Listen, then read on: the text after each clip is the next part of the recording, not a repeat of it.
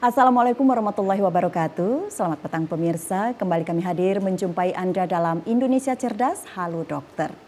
Dan tema kita kali ini akan kita bahas bersama dokter yang sudah hadir di studio saat ini. Saudara, kodratnya wanita mengalami proses persalinan secara normal. Namun apabila terdapat penyulit saat proses persalinan, maka tenaga medis akan melakukan persalinan alternatif untuk menyelamatkan ibu dan bayi. Salah satu tindakan yang dilakukan adalah persalinan seksio sesaria atau operasi sesar. Sejauh apa kompetensi tim medis untuk melakukan operasi sesar atau seksio sesaria ini kita akan bahas pada kesempatan sore hari ini bersama dokter yang telah hadir di sini, Dr. Aryani Aziz, SPOG, subspesialis konsultan feto maternal MARS. Selamat sore dokter. Selamat sore Mbak Meli. Iya, cantik sekali dokter, apa kabarnya? Terima kasih. Baik. Kita akan membahas tema kita kali ini ya dok ya, dan pemirsa di rumah juga kita akan bahas tema seksio sesaria atau proses persalinan yang membutuhkan kompetensi. Baik pemirsa, kami juga akan mengajak Anda untuk berpartisipasi di acara ini nanti melalui line telepon 0711 311 454 dan nomor WA di 0823 1198 1790. Baik pemirsa, segera saja kita akan berbincang dengan Dr. Aryani Aziz, SPOG, subspesialis konsultan feto maternal MARS yang merupakan Wakil Ketua 3 ID Cabang Palembang dan seorang dosen juga di Fakultas Kedokteran Universitas Sriwijaya Palembang. Baik dokter, sesuai tema kita adalah seksio sesaria, proses persalinan yang membutuhkan kompetensi. Ya, baik, tentunya seperti apa atau apa dulu seksio sesaria ini untuk khusus dilakukan oleh dokter yang berkompeten seperti itu. Silakan dokter. Terima kasih Mbak Meli. Jadi proses seksio sesaria itu adalah suatu proses persalinan, ya, melahirkan seorang bayi melalui sayatan pada perut ibu dan sayatan pada daerah rahimnya. Jadi bayi dikeluarkan melalui perut atas, ya, dari atas bahasanya ya. Tidak proses sebagaimana alami, proses melahirkan dari daerah jalan lahir seperti itu. Ya, dan ini tentunya ada prosedur yang berbeda dengan yang biasa dilakukan umumnya ibu-ibu melalui vaginal seperti itu ya Bu ya, Bu Dok ya, yang normalnya itu. Ada perbedaan prosedurnya yang harus dijalani ibu-ibu yang akan tentu kalau proses seksio dilakukan tentu bayi tersebut tidak bisa dilahirkan secara normal ya. Jadi proses seksio sesaria dilakukan tentu dengan atas indikasi. Ya, indikasi misalnya ibunya sesak nafas hebat. Tentu saja untuk meneran melahirkan bayinya nggak bisa, jadi harus dilahirkan dengan prosedur seksio sesaria. Misalnya, biasanya dokter akan merekomendasikan bahwa pasien ini layak untuk menjalani operasi sesar pada saat melahirkan. Itu ada tingkatannya dok, seperti apa misalnya? Ya, jadi akan ada indikasi bahasanya itu ya. Jadi misalnya indikasi untuk ibu ya, indikasi ibu biasanya pada proses kehamilan yang bermasalah, ya bermasalah dari sisi ibunya apa perdarahan hebat misalnya, karena tembuni atau plasentanya ada di jalan lahir. Tentu proses tersebut tidak bisa melahirkan janin dari jalan lahirnya, harus dioperasi, dikeluarkan melalui perut ya, dari operasi seksio sesaria. Misalnya lagi pasien kejang misalnya, atau tensinya tinggi sekali sehingga untuk meneran pun kemungkinan ibunya bisa mengeluarkan bayi dengan baik, tentu mungkin kejang juga ya, atau bayinya tidak bisa diselamatkan. Akhirnya kita lakukan tindakan operasi melahirkan dari atas, seksio sesaria ya, atau indikasi janin misalnya. Bayinya misalnya sesak nafas di dalam karena faktor tertentu misalnya tali pusatnya atau cairan ketuban sudah tidak ada lagi, akhirnya bayinya sesak nafas. Tentu bayi harus segera dikeluarkan. Nggak mungkin dengan proses normal alami dari bawah. Ya, jadi harus dilahirkan melalui operasi seksio sesaria seperti itu. Itu indikasinya ya dok ya. Sebelum kita kalau normalnya gitu ya dok, sebelum kita melakukan operasi tentu memang ada indikasi tertentu yang sudah diputuskan oleh dokter yang berkompeten seperti itu ya dok ya. Nah, apakah tidak setelah melalui prosedur-prosedur sebelumnya, misalnya melalui induksi dulu gitu dok? Apakah ada yang kan beberapa yang gagal seperti itu bisa memungkinkan, Iya. Dok? Jadi proses persalinan tidak serta-merta ya. Ada namanya operasi seksio itu yang segera. Ada juga yang dielektifkan atau terencana. Ya, pada operasi yang segera mungkin seperti gagal induksi, nah itu harus segera.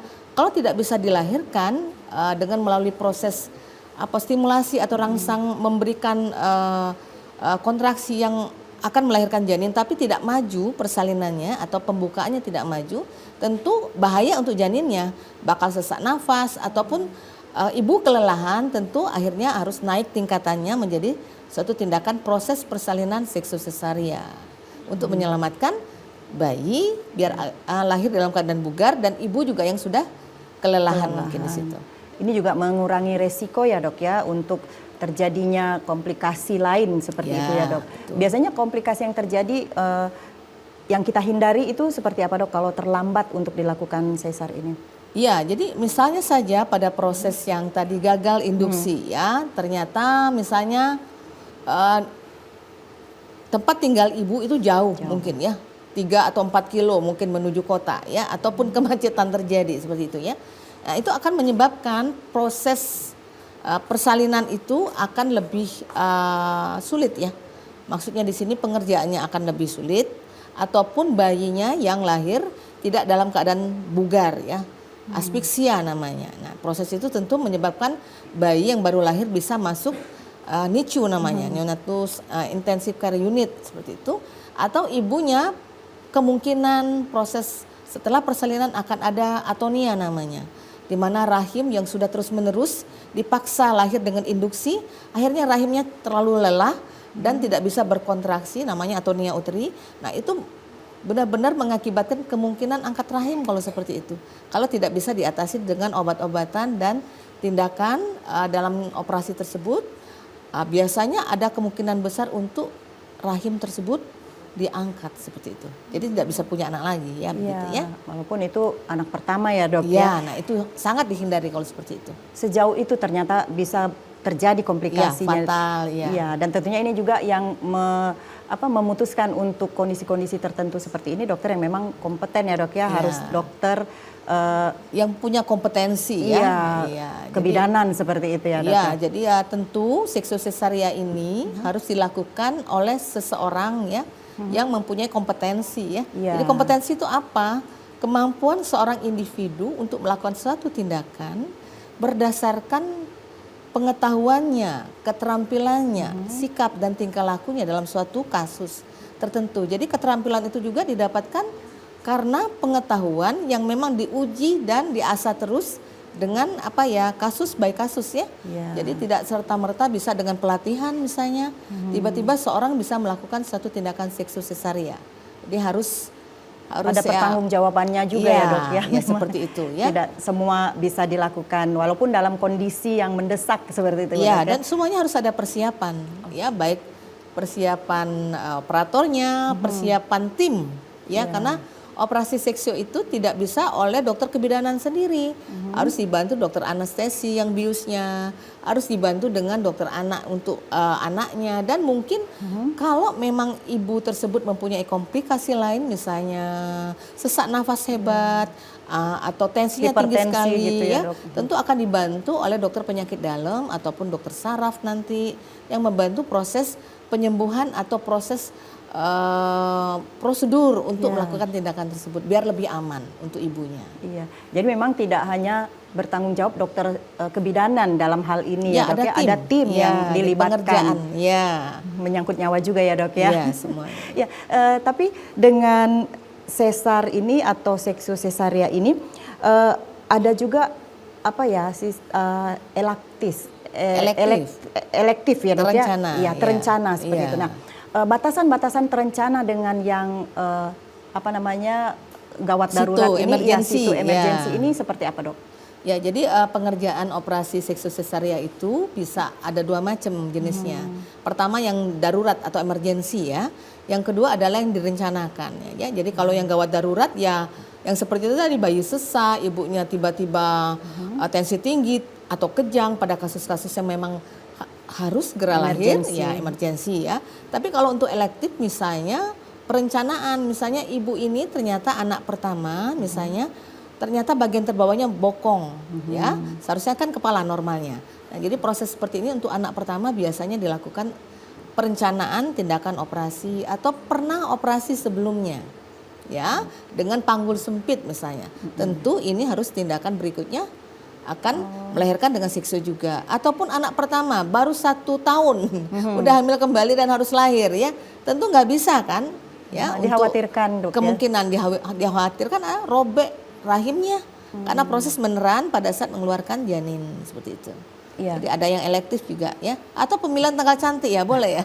Boleh, tanggal cantik, ya. Iya, tapi itu juga dengan indikasi dokter. Biasanya kalau kita memilih dengan elektif ini, Dok, batasan berapa minggu usia kehamilan, Dok, yang bisa direncanakan? Jadi kehamilan tersebut, kehamilan itu, ya, bisa ditunggukan untuk lahir normal itu sampai 40 minggu, ya. Tapi kalau memang kita berencana untuk melahirkan, kehamilan yang matang, yang siap untuk dilahirkan itu adalah usia 37 minggu. Tapi di sini kematangan otak baik pada 38 minggu. Jadi baiknya di 38 kalau memang perencanaan yang benar-benar baik, ya. Seperti itu. Ya. Nah, kalau misalnya ada yang lebih gitu ya, Dok, ya, dari range waktu melahirkan, seperti misalnya 38 sampai 40 ya tadi normalnya, ya, Dok, ya. Kalau sudah melebihi batas itu, apakah kita masih bisa menunggu saat bayi akan lahir normal gitu, Dok? Iya, jadi lebih baik. Tadi dikatakan di awal, ya, bahwa proses kehamilan itu sampai 40 minggu. 40 minggu kita ingin melahirkan normal pasien, ya silakan aja ditunggu sampai 40 minggu. Tapi kalau batasan 40 minggu sudah dilalui, tentu bayi harus lahir. Nah, lahirnya sekarang mau normal ataukah mau satu tindakan, tentu dengan pemeriksaan dulu dong, ya. Kalau misalnya cairan ketubannya sangat sedikit atau ada permasalahan lainnya, ya tentu induksi bahasanya membuat mules untuk dilahirkan normal itu mungkin tidak akan dijalani seperti itu, ya. Tapi kalau memang dalam pemeriksaan terakhir dimungkinkan untuk normal, bisa ibu itu diinduksi bahasanya, ya. Jadi disilahkan lahir normal dulu, dicobakan seperti itu, ya.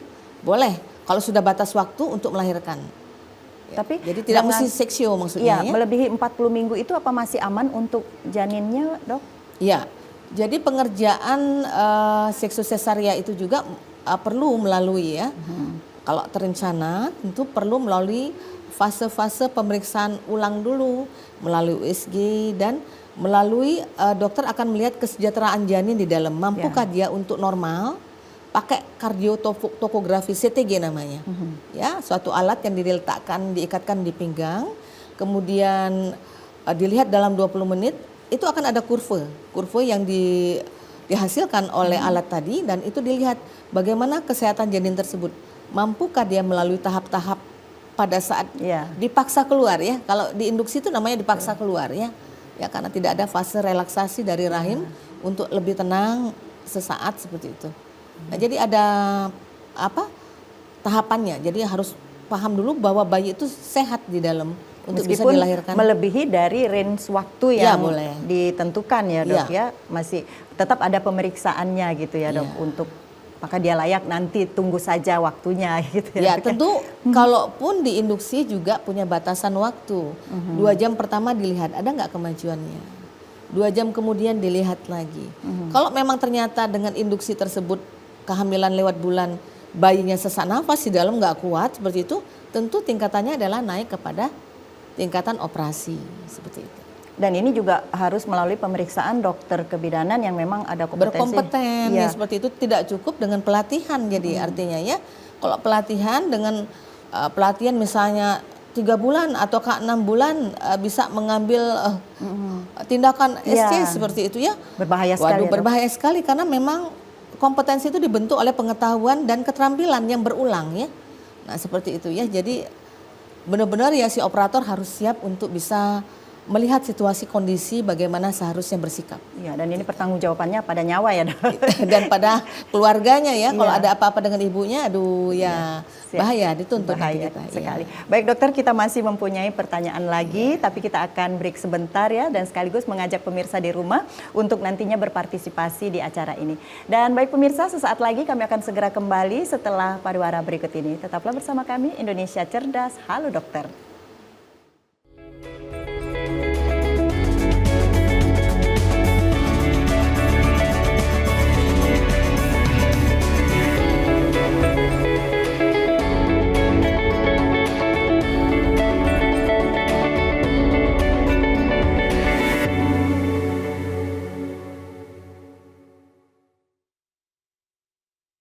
Saudara, terima kasih Anda masih bersama kami dalam Indonesia Cerdas Halo Dokter. Masih bersama Dr. Aryani Aziz SPOG, subspesialis konsultan feto maternal MARS, yang merupakan Wakil Ketua 3 ID Cabang Palembang dan sekaligus dosen pada Fakultas Kedokteran Universitas Sriwijaya Palembang. Kembali kami juga mengajak Anda untuk berpartisipasi di line telepon 0711 311 454 dan di nomor WA atau WhatsApp di 0823 1198 1790. Kembali kita kepada dokter ya. Dok, dari sisi operasi ini kan ada dua macam ya, Dok ya. Ada konvensional dan satu lagi metode ERAX gitu, Dok. Nah, dari dua metode ini ada perbedaannya kah, Dok? Iya ya. Jadi sekarang memang kita semua tindakan operasi seksio itu menggunakan anestesi atau pembiusan dengan metode ERAX ya. Jadi bedanya tidak terlalu banyak ya, mungkin dari sisi cepatnya kesembuhan dan kenyamanan pasien seperti itu ya. Kalau pada masanya dahulu itu penggunaan sistem bius konvensional ya bahasanya tadi ya. Itu biasanya memaksa pasien untuk tidak dapat bergerak, untuk tidak duduk mungkin ya. Duduk dan mobilisasi dalam waktu tertentu atau 24 jam biasanya. Dan tentu dalam proses tersebut kalau mau pipis ya harus dibantu dengan selang, kateter ya. Jadi proses tersebut membuat pasien tidak nyaman kan, tidak bisa istilahnya duduk, bermobilisasi dengan baik dalam 24 jam pertama ya. Tidak leluasa lagi. Tidak leluasa, dibantu selang juga, kateter yang menyebabkan kemungkinan infeksi lebih besar. Nah, dengan sistem pembiusan ERAX ini pada proses operasi seksio maka pasien lebih nyaman ya.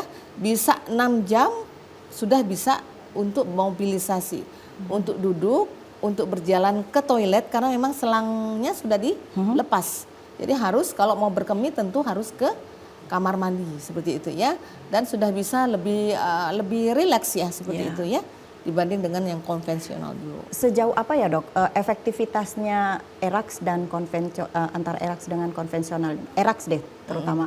Sejauh apa efektivitasnya dibandingkan dengan yang konvensional? Iya, tentu ERAX akan lebih baik dibanding dengan yang dahulu kita gunakan ya. Dari sisi memang kemungkinan kenyamanan pasien, pemulihan lebih cepat, kemudian kemungkinan infeksi jauh lebih berkurang dibanding dengan konvensional dulu. Ya, dan rata-rata sekarang orang juga pasien-pasien ibu-ibu hamil itu juga akan memilih ERAX gitu ya, Dok ya.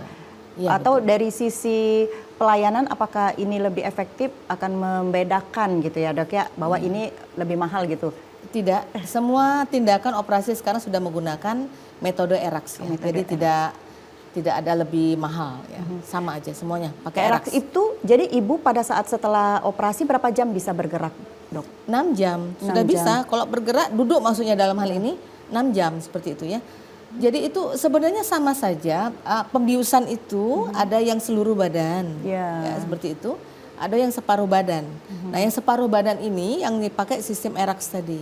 Jadi obat-obat yang dimasukkan itu lebih modern lah ya. Jadi sehingga pasien lebih nyaman, sehingga mobilisasi lebih cepat seperti itu, dan pemulihan tentu saja kalau mobilisasi lebih cepat, pemulihan sirkulasi darah jadi lebih baik.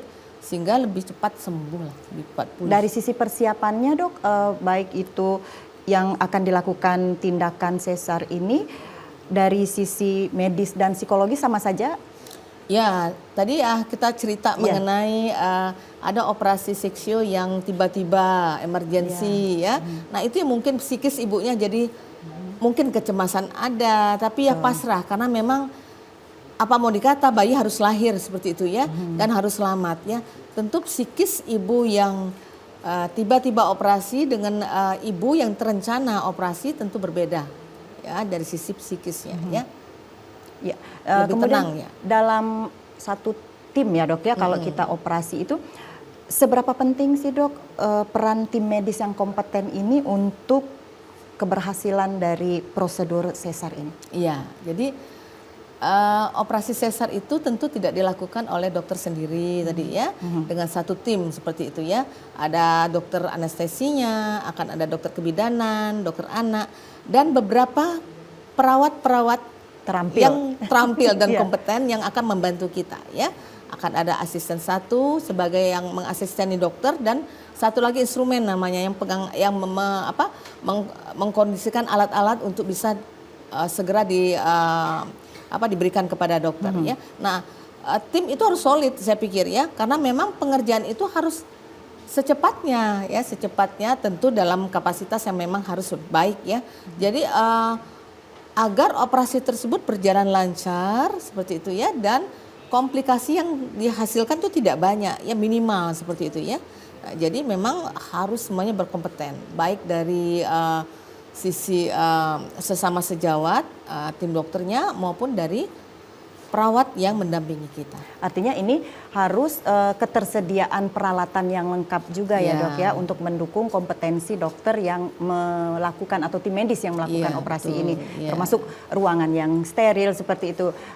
Artinya tidak memungkinkan untuk misalnya dalam keadaan darurat seperti itu ya dok, untuk dilakukan. Dia harus terintegrasi ya seperti itu ya. Baik dokter, kemudian kalau kita berbicara tentang komplikasi, nah komplikasi kepada ibu yang pernah melakukan sesar ini seperti apa? Ya, pada saat mengerjakan operasi sesaria itu tentu sebenarnya dokter yang berkompeten akan memberikan ya penjelasan sebelum tindakan dilakukan, bahwa kemungkinan operasi sesaria itu akan ada komplikasi pada ibunya, pada janin ya. Apa saja misalnya kemungkinan perdarahan yang lebih banyak terjadi karena kemungkinan rahim yang tidak bisa berkontraksi dengan baik, namanya HPP ya, hemoragik postpartum. Setelah melahirkan ternyata rahim tidak mau berkontraksi baik dan itu terjadi perdarahan. Atau juga karena memang kasus tersebut bekas operasi 2 kali mungkin ya, atau 3 kali ini operasi keempat, kemungkinan membuka atau tindakan operasi sayatan perut sampai dengan rahim dan melahirkan bayi itu ada perlengketan mungkin yang luas sehingga menyebabkan kesulitan proses persalinan yang menyebabkan ibu mengalami lebih banyak perdarahan dan mungkin janin yang dilahirkan sesak nafas seperti itu ya, terlalu lama untuk dikeluarkan karena proses luka lama yang penyembuhannya kurang begitu baik seperti itu. Nah, karena proses yang lama tadi biasanya juga akan ada kemungkinan untuk berkomplikasi kepada sayatan kandung kemih. Karena kandung kemih itu adalah tetangganya dari rahim. Sangat dekat posisinya dok ya. Posisinya ya. Jadi ada kemungkinan karena perlengketan kandung kemihnya juga robek lah seperti itu ya. Dan harus tentu melakukan suatu tindakan merapikan kandung kemih dan itu butuh proses waktu seperti itu. Itu komplikasi yang mungkin terjadi. Kalau misalnya dok, sang ibu sudah pernah melahirkan secara normal gitu, operasi gitu. Kemudian untuk anak kedua, si ibu bisa melahirkan secara normalkah gitu? Iya ya. Jadi istilahnya pernah operasi tapi akhirnya ingin melahirkan normal, ingin merasakan alamiahnya seorang ibu ya dengan mulesnya seperti itu ya. Nah jadi proses ini harus melalui tahapan ada namanya VBAC ya, vaginal birth after section seperti itu ya. Jadi akan ada dilihat dulu permasalahan bekas operasinya apa. Pertama melahirkannya kapan? Sebumbung nggak kata orangnya, misal belum 1 tahun ternyata mesti melahirkan lagi itu tentu tidak bisa ya. Atau memang dulu operasi pertamanya karena panggul sempit. Tentu proses berikutnya tidak memungkinkan seperti itu ya. Atau memang ibunya punya permasalahan darah tinggi misalnya ya, pernah kejang saat anak pertama, makanya dioperasi dan sekarang pun tensinya tinggi. Nah itu hal-hal yang memang dipertimbangkan. Kalau kesemuanya memangnya tidak ada, misalnya anak sudah 8 tahun yang lalu ya, misalnya ibunya sehat, kemudian usia kehamilannya cukup seperti itu ya. Hal itu mungkin bisa dicobakan. Jadi asal VBAC ada skor namanya. Nah itu harus mencukupi, kalau itu boleh dicobakan bahasanya. Artinya pada saat proses tersebut kalau dia lancar dicobakan per vaginam, tapi kalau memang tidak tetap naik statusnya menjadi operasi kembali. Tetap artinya dia sudah sakit karena mau proses dan operasi kembali ya. Idealnya dok kalau kita dari operasi pertama untuk melahirkan operasi berikutnya itu berapa tahun ya dok? Oh enggak ya. Jadi saya pikir kalau memang ada operasi kemudian ingin operasi kembali 1 tahun pun udah bisa seperti itu ya. Tapi tentu ya dampaknya pada anak yang dilahirkan mungkin ya, bayi yang golden periodnya ya, 2 tahun pertamanya ya kita tidak bisa mendidik ya dengan baik. Tapi mungkin ada kasus-kasus yang memang ya terpaksa mungkin ya, umur ibu menikah mungkin sudah 40-an, melahirkan di 40-an tahun dan harus segera mengejar kemungkinan untuk melahirkan kembali. Atau pada kasus-kasus yang tidak mendapatkan anak sudah lama, ya misalnya 15 tahun ya, akhirnya bisa hamil kembali segera setelah anak pertama lahir ya, it's okay ya, boleh saja langsung segera, tapi tidak ada pilihan untuk normal seperti itu ya, harus operasi. Sudah bisa dipastikan gitu ya, Dok. Iya. Nah, dari beberapa komponen tadi ya, Dok, apakah ada batasan juga ya si ibu harus berapa kali bisa operasi seperti itu? Iya ya. Jadi sebenarnya kalau berulangnya operasi seksus cesaria itu bisa sampai berkali-kali ya. Kalau dulu dikatakan 3 kali cukup seperti itu ya. Tapi sampai 5 kali pun bisa. Tapi ada syaratnya ya. Syaratnya mungkin ibu tersebut melakukan operasi pada fasilitas rumah sakit yang memang baik dan mungkin bisakah dilakukan pada 1 orang dokter seperti itu ya, yang sama, yang tahu riwayat gitu ya, Dok. Ibu ini operasi sebelumnya ya. Tapi kalau si ibu itu ternyata operasi menggunakan fasilitas kesehatan yang biasa, berpindah rumah sakit, kemudian juga selama kehamilan tidak pernah ANC dengan baik ya, kemungkinan untuk berkali-kali itu coba dilupakan lah, itu mengancam jiwa sekali seperti itu ya. Tapi idealnya itu untuk dalam batasan normal ini ya, Dok ya. Mungkin ada saran dari dokter berapa kali gitu, Dok? Ada nggak? Iya, kalau memang terpaksa saya gitu pikir ya, kalau memang dalam masa sekarang kali ya, anak-anak perlu dididik dengan baik ya, arahnya ke sana mungkin 3 cukup lah ya mungkin ya. Itu juga untuk kesehatan ibu ya, Dok. Mungkin perlukaan yang berulang itu tidak akan mengganggu atau bisa menjadi efek lain ya, Dok? Bisa saja ya, karena memang proses penyembuhan luka kita tidak pernah tahu ya proses di dalam ya. Tapi tentu dengan obat-obatan yang baik, vitamin-vitamin yang cukup baik ya. Dan beberapa mungkin tindakan olahraga yang baik tentu mungkin menghilangkan kemungkinan untuk perlengketan atau komplikasi ketidaknyamanan dari proses bekas luka operasi. Ya, nanti kita juga akan berbicara seberapa lama pemulihannya ini ya, Dok. Tapi nanti kita simak dulu yang berikut ini. Pemirsa, tetaplah bersama kami. Indonesia Cerdas Halo Dokter akan segera kembali. Dan kami juga masih akan mengundang Anda di line telepon dan juga WhatsApp. Tetaplah bersama kami.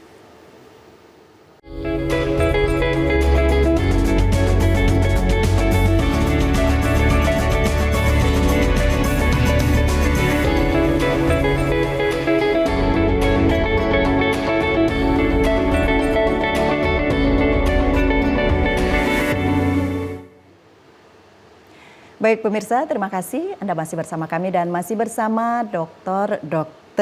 Aryani Aziz SPOG, subspesialis konsultan feto maternal Mars yang merupakan Wakil Ketua 3 ID Cabang Palembang dan dosen di Fakultas Kedokteran Universitas Sriwijaya Palembang.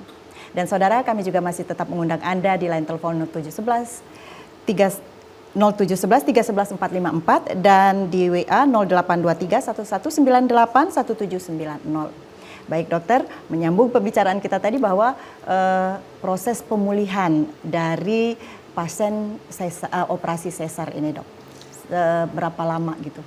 Iya, jadi kalau memang proses pemulihan, kalau pakai metode ERAX ya, tadi sudah dikatakan bahwa memang 6 jam pertama tuh udah bisa mobilisasi ibu ya. Artinya kalau di sini dikatakan berapa lama ya, Dok, dirawat di rumah sakit mungkin 2 hari ataupun 24 jam kalau memang dia mampu untuk istirahat di rumah silahkan seperti itu ya. Sudah bisa pulang ya. Jadi tindakan operasi hari ini besok sudah bisa pulang seperti itu ya.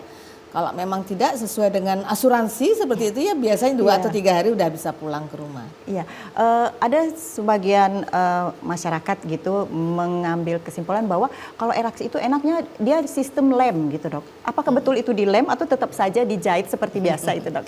Iya, jadi metode penjahitan itu banyak macamnya ya. Jadi untuk kosmetik bahasanya begitu ya.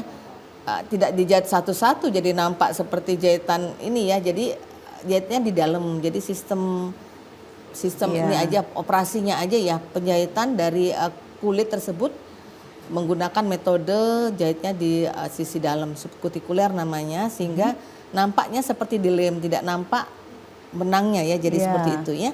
Tidak perlu lagi seperti dulu ya dok ya, terlihat gitu benangnya yang artistik ya.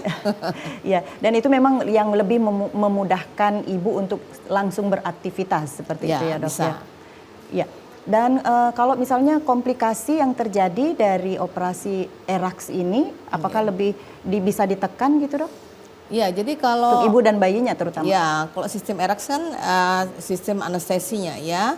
Tentu kalau memang komplikasi mungkin ibu tidak tahan terhadap obat-obat yang diberikan pada saat spinal anestesi atau penyuntikan dari sistem metode ERAX ini ya. Tapi itu sangat jarang terjadi ya. Yang mungkin komplikasi dari proses luka operasi misalnya, lukanya basah mungkin ya. Karena proses infeksi ya, masuknya kuman pada luka operasi tersebut bisa jadi karena kotor atau memang kekurangan gizi ibunya mungkin ya. Banyak sekali pantangan makan setelah operasi, tidak boleh makan telur, nanti tidak boleh makan daging, tidak boleh makan ikan, padahal justru protein ada pada makanan-makanan tersebut. Jadi kalau dalam suatu proses tindakan untuk cepat pulih tentu kita harus mengasup protein lebih banyak seperti itu. Jadi mungkin komplikasinya untuk luka operasi adalah lukanya basah ya, lukanya infeksi. Dari sisi besarnya luka yang diambil pada saat operasi sesar metode ERAX ini sama saja ya dok ya dengan metode konvensional waktu itu? Ya, kalau dikatakan pada masa dahulu itu ya metode insisi ya, sayatannya itu adalah vertikal ya.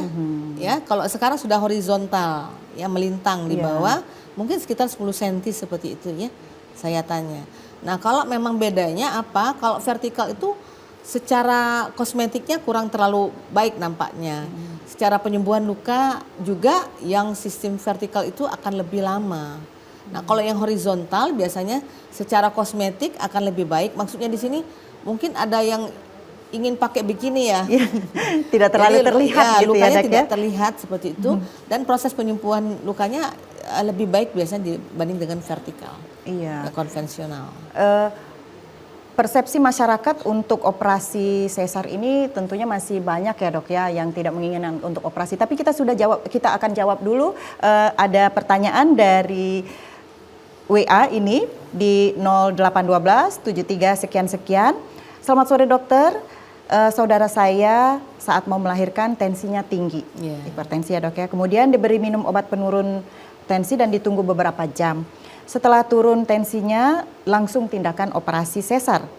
Pada saat di ruang pemulihan setelah operasi terjadi perdarahan dan koma selama 6 jam. Apakah efek samping kedepannya bagi ibu tersebut? Itu pertanyaan yang pertama dok. Ada pertanyaan keduanya. Dan apakah efek yang suntikan di belakang sebelum pelaksanaan operasi? Mungkin sistem ERAX gitu ya dok ya. Oke, silakan dokter.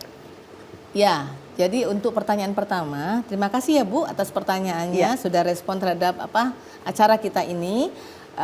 Tentu pada penderita preeklamsi berat ya, mungkin pada kasus ini kalau saya lihat dari ceritanya, dilihat dulu usia kehamilannya ya, artinya usia kehamilannya berapa.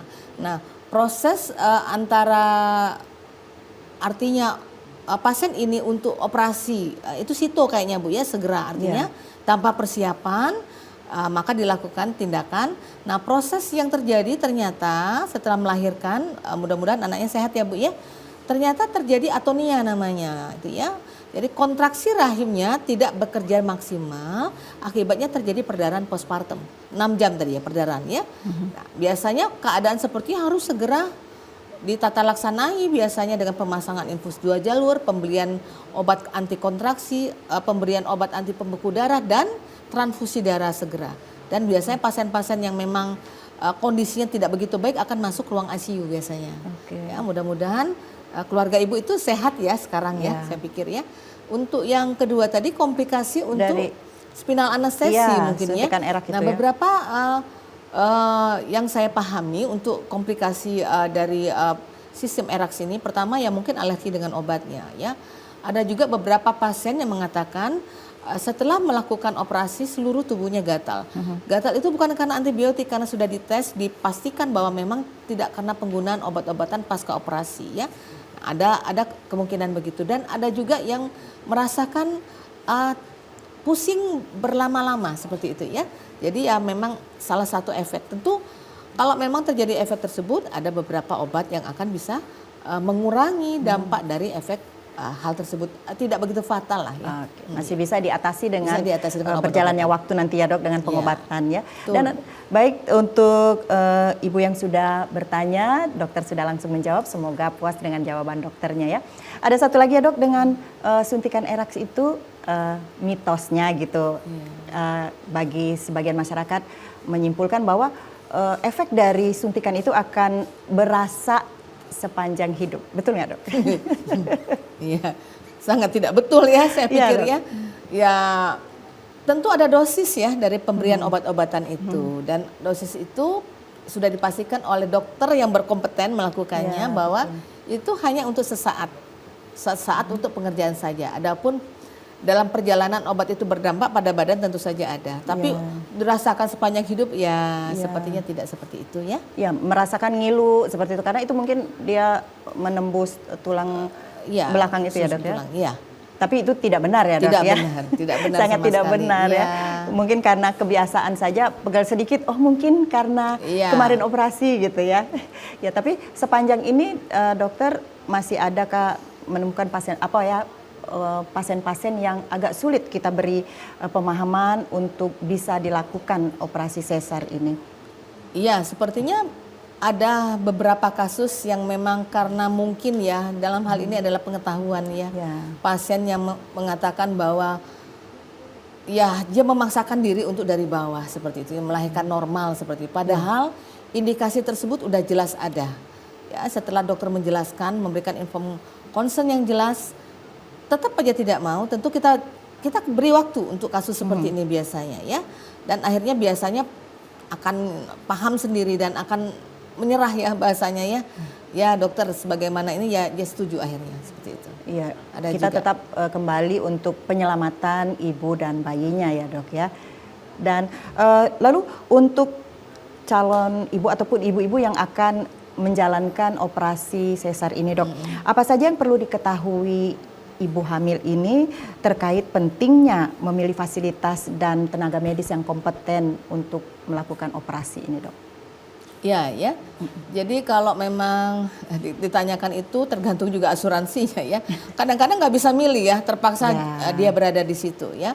Nah, tentu yang harus dipahami untuk suatu proses tindakan operasi harus tahu dulu prosedurnya bagaimana. Tentu dokter yang akan menangani pasien tersebut akan menjelaskan, karena memang dalam sistem penjadwalan operasi dokter akan menuliskan inform consent, memberikan penjelasan ke pasien dan menandatangani bersama surat keterangan tersebut ya. Jadi udah jelas bahwa misalnya bahwa ini adalah operasi kedua, operasi ICU kedua, bahwa kemungkinan akan terjadi suatu perdarahan, kemungkinan akan terjadi suatu infeksi. Nah, itu harus dijelaskan ya.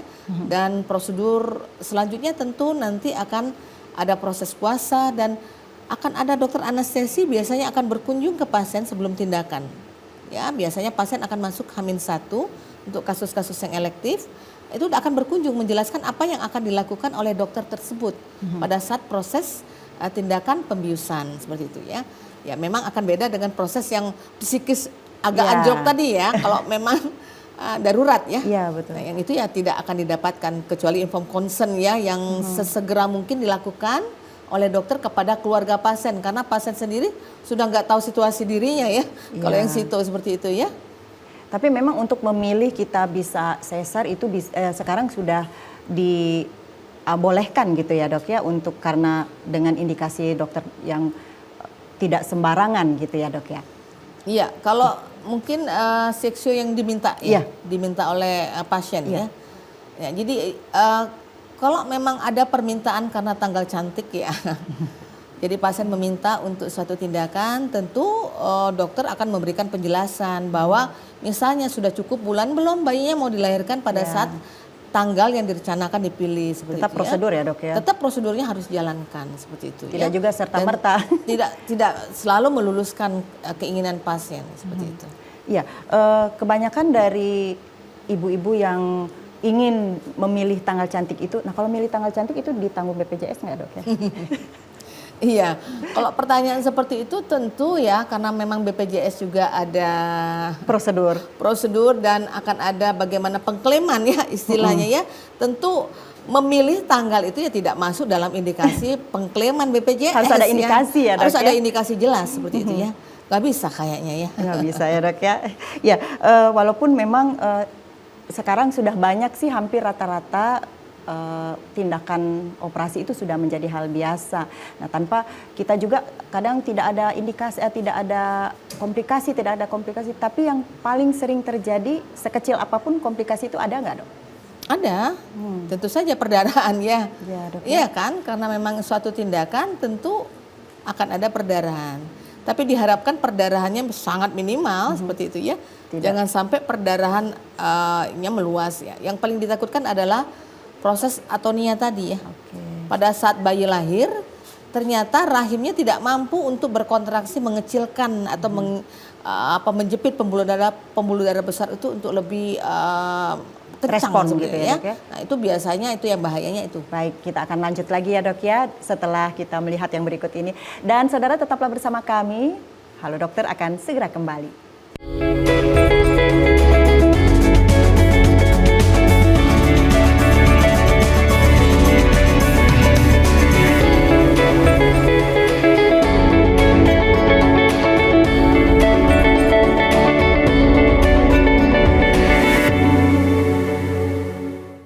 Saudara, terima kasih Anda masih bersama kami dan Halo Dokter masih akan segera kembali bersama dokter kita, Dokter Aryani.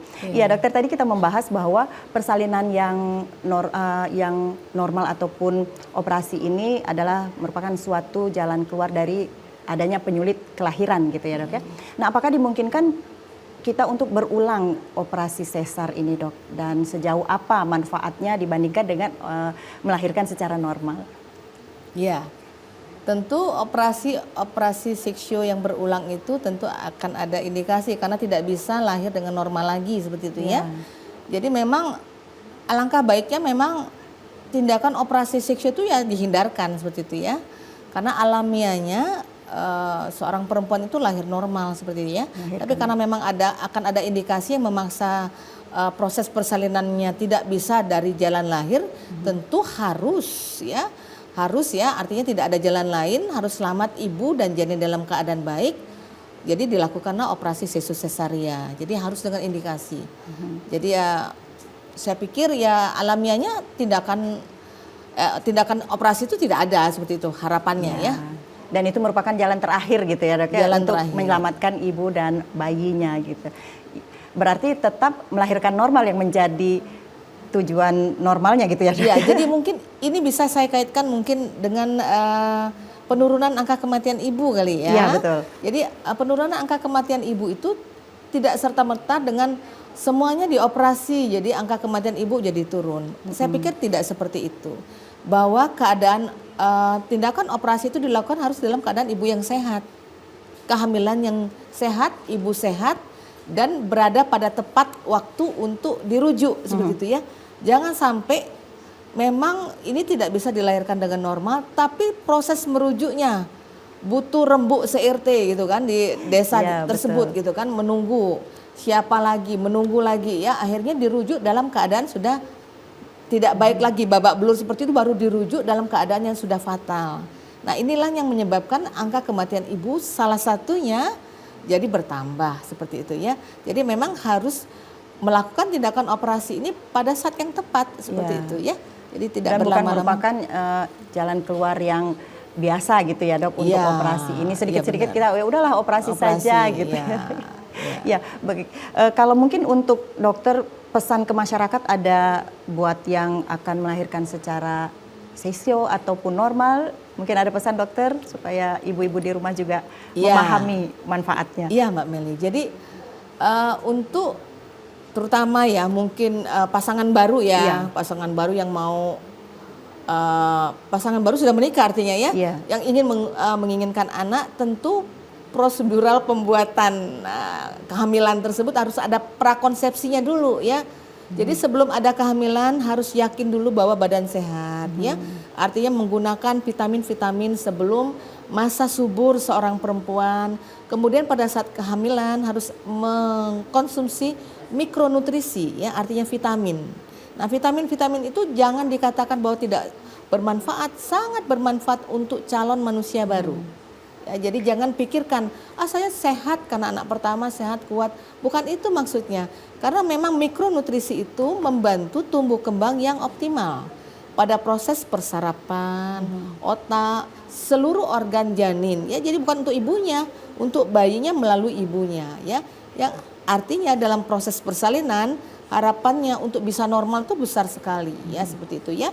Dan tentu anak yang dilahirkan nanti secara tumbuh kembangnya itu akan benar-benar optimal sehingga pasangan tersebut mendapatkan sumber daya manusia yang memang baik nantinya untuk menunjang SDM yang sehat dan cerdas pada 2045 ya, seperti itu ya. Itu yang dituju. Jadi itu sih pesan saya, dan kalaupun nanti punya permasalahan pada kehamilannya segera datang ke fasilitas kesehatan yang memang mampu ya, bukan hanya cuma ke bidan tingkatannya ya, bisa dirujuk seperti itu.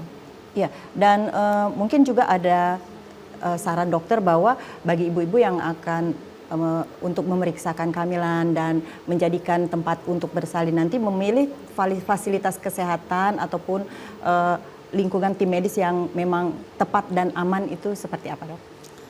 Ya, jadi kalau memang saya pikir jarak rumah ya. Artinya ada fasilitas yang memang dekat rumah. Artinya tidak semua kita mampu kan punya kendaraan yang baik ya. Dari tempat tinggal kita misalnya jaraknya, dan memang dimungkinkan di situ memang ada tenaga ahli yang kompeten, ya boleh datang ke sana. Ya, yang jelas kalau memang ada permasalahan, dan itu pasti tahu permasalahan itu pada saat ANC dini ya. Jadi pemeriksaan kehamilan itu tidak hanya pada saat proses persalinan saja.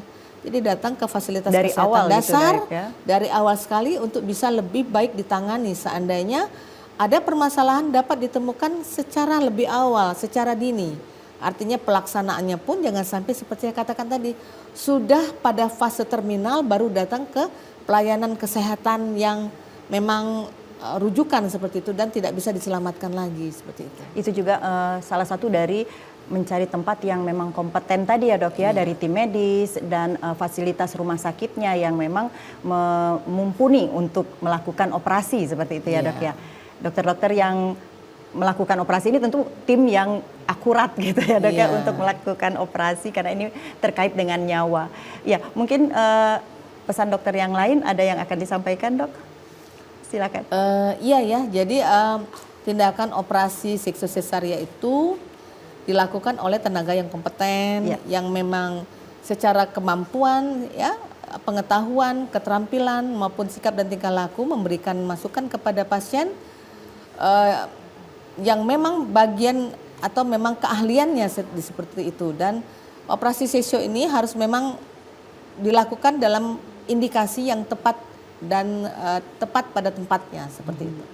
Tidak bisa sembarang vaskes gitu ya, Dok ya. Memang orang-orang atau dokter tim kesehatan yang kompeten gitu ya, Dok ya. Baik, terima kasih dokter sudah memberikan pemahaman ataupun sosialisasi kepada masyarakat. Semoga kita semua dapat mengambil hikmah dan manfaatnya dari obrolan kita sore ini. Baik, sekali lagi terima kasih dokter. Dan saudara, pada umumnya operasi sesar aman untuk dilakukan dengan tetap memahami prosedur dan indikasi. Setelah menjalani proses operasi sesar, pemulihan optimal menjadi hal yang penting bagi ibu untuk memulihkan kesehatan dan kembali beraktivitas. Baik pemirsa, hingga di sini dulu Indonesia Cerdas, Halo Dokter kita. Semoga kita dapat mengambil manfaat dari obrolan kita sore ini. Terima kasih atas perhatiannya. Wassalamualaikum warahmatullahi wabarakatuh. Sampai jumpa.